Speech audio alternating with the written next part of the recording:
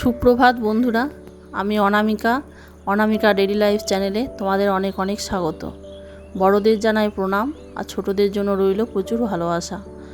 তো আজকে হচ্ছে শনিবার আর এখন বাজে ভোর 5টা। এখন থেকে আমি আমার ব্লগটা শুরু করছি। সকালবেলা ঘুম থেকে উঠে ব্রাশ করলাম, ব্রাশ করে চা চাপিয়ে দিয়েছি। আর চা হয়ে গেলে মা ছেলে দুজনের জন্য এখানে চা নিয়ে নিয়েছি। দুজনের জন্য দুটো করে বিস্কুট আর চা। আর চা খাওয়ার আগে আমরা প্রত্যেক দিন জল খাই, তাই আমরা মা ছেলে দুজনে মিলে জল খেয়ে নিলাম, তারপর চা খেতে বসলাম। তো চলো চা খেয়ে নিই, চা খেয়ে যে যার কাজে চলে যাব। ছেলে পড়তে বসবে আর আমি আমার নিজের কাজ শুরু করব। আজকে মাদুর বিক্রি করতে এসেছে। তো দু রকম মাদুর ছিল, একটা সাধারণ মাদুর আর একটা শীতলপাটি মাদুর। তো আমরা শীতলপাটি মাদুরটাই নিলাম। 300 টাকা করে দাম নিল।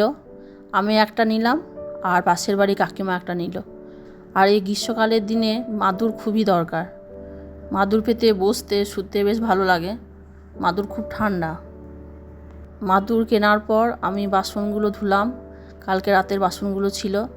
তারপর ঘরগুলো ঝাঁট দিলাম, উঠোনটা ঝাঁট দিলাম। এবার মুড়ি খাবার করব, তার জন্য তরকারি কাটছি। তো প্রত্যেক দিনই তো আলু ভাজা খাই, আজকে আর আলু ভাজা খেতে মন হচ্ছে না, ভাবছি একটু পেঁয়াজি করব, তার জন্য পেঁয়াজ কাটছি। তো পেঁয়াজি করার জন্য এখানে পেঁয়াজ লঙ্কা কুচো করে নিয়েছি। একটা বাটিতে লঙ্কা কুচি পেঁয়াজ কুচিগুলো নিলাম।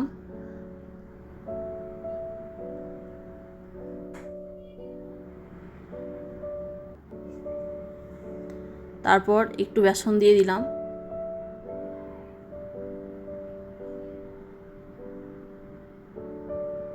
তারপর পরিমাণ মতন লবণ, একটু হলুদ দিয়ে কালকের সেদ্ধ করা একটা আলু ছিল, সে আলুটা দিয়ে ভালো করে মেখে নিচ্ছি।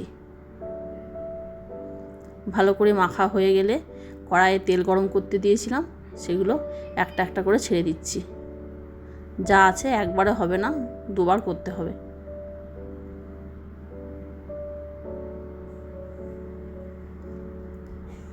আমার বর আমার ছেলে দুজনেই পেঁয়াজি খেতে খুব ভালোবাসে।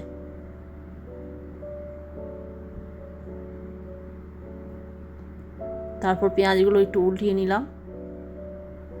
দেখো এক সাইডটা ভাজা হয়ে গেছে আর এক সাইডটা উল্টিয়ে নিলাম। উল্টিয়ে নিয়ে সেগুলো তুলে নিলাম। তারপর আবার বাকিগুলো দিয়ে দিলাম তেলে।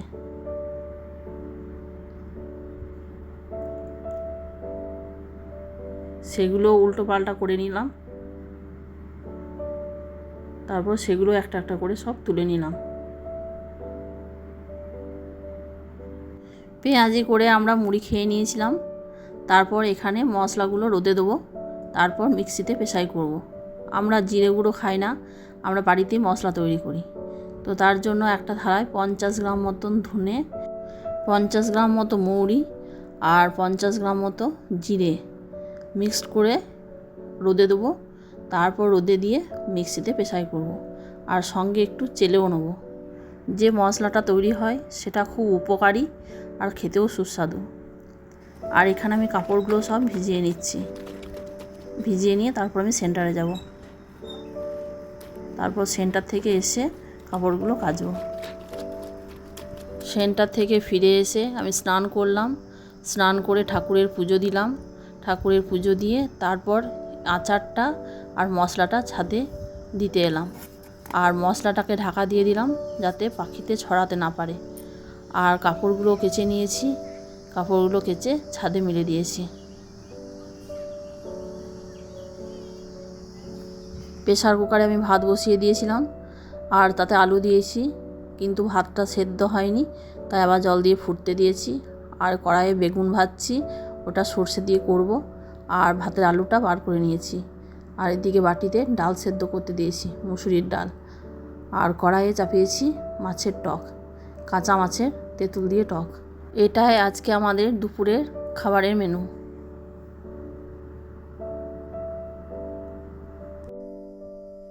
তো বন্ধুরা, এখন বাজে সন্ধে 6:30 মতো। আজকে আমার ছেলে ক্যারাটে গিয়েছে, আজকে ওর বাবার ছুটি। ওরা দুজনে 4টের সময় বেরিয়েছে।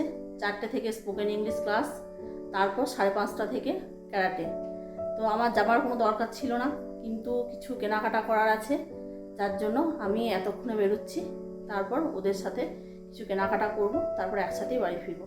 তো তোমরা ব্লগটা দেখতে থাকো, আমরা কী কেনাকাটা করছি, কোথায় যাচ্ছি না যাচ্ছি। বাড়ি থেকে বেরিয়ে আমি টোটো ধরে নিয়েছি। অনেকটাই সন্ধে হয়ে গেছে, এই সময় সাধারণত টোটো পাওয়া যায় না, তো আমি একজনকে পেলাম। আর এটা হচ্ছে আমাদের হাই রোড। হাই রোডে আমাদের টোটোটাকে দাঁড় করিয়েছে আর এই গাড়ি চলাচল করছে। সন্ধ্যের সময় এখানে প্রচণ্ড গাড়ির ভিড় লেগে যায়, প্রচুর গাড়ি যাওয়া আসা করে। আর এই হাই রোডে মনে হয় সাবধানে যাওয়া আসা করাটাই ঠিক।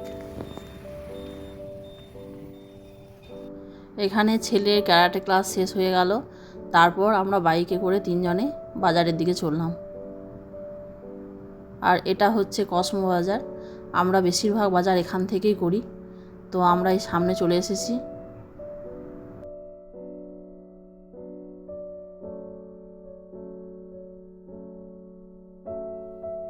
আমরা মলের ভিতর ঢুকে পড়েছি। এখানে আমরা গেঞ্জি দেখছি, গেঞ্জিগুলো বেশ সুন্দর সুন্দর ছিল। আর আমার ছেলেকে ক্যারাটে থেকে নিয়ে এলাম, তাই ও ক্যারাটে ড্রেস পরে গোটায় ঘুরে বেড়াচ্ছে।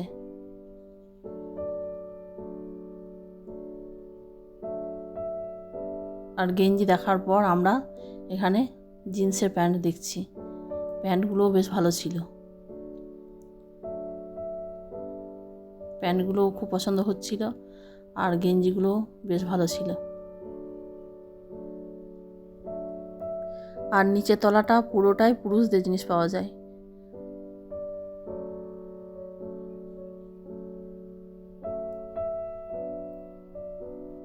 আর নিচের তলাতেই আমার ছেলের এখানে রেনকোট দেখছি। এবার বর্ষা আসছে, রেনকোটের দরকার, স্কুলও খুলে যাবে, তাই এখানে আমার ছেলের জন্য একটা রেনকোট কিনে নিচ্ছি।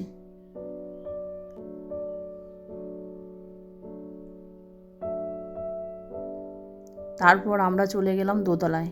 দোতলায় বাচ্চাদের জিনিস পাওয়া যায়। এখানে একটা ছোট বাচ্চা মেয়ের জামা নিলাম।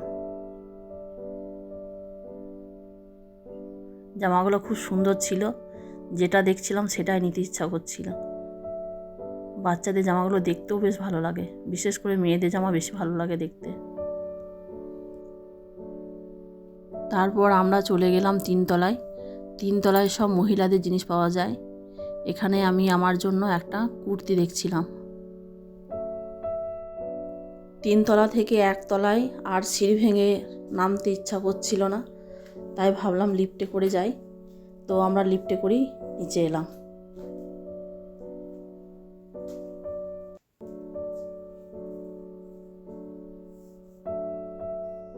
তো বন্ধুরা, আবার অনেকক্ষণ পর তোমাদের সামনে এলাম। অনেকটাই রাত্রি হয়ে আছে, এখন বাজে রাত্রি 11:30 মতো।